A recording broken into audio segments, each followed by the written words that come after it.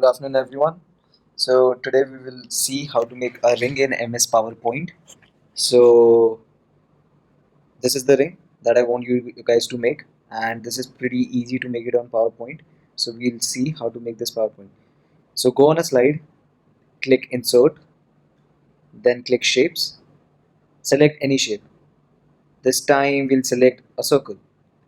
Then make a circle, and we actually will make it as an oval. So since we want a ring, we want two of these shapes. So we'll copy and then we'll paste.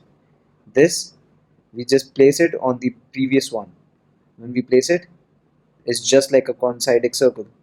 Now we will press Ctrl and Command, and then we will change the shape so that how thick the ring should be. Let's make it like this.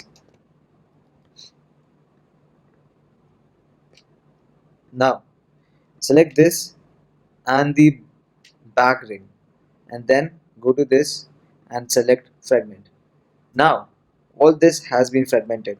Click this, select delete, and now here is your ring. Thank you.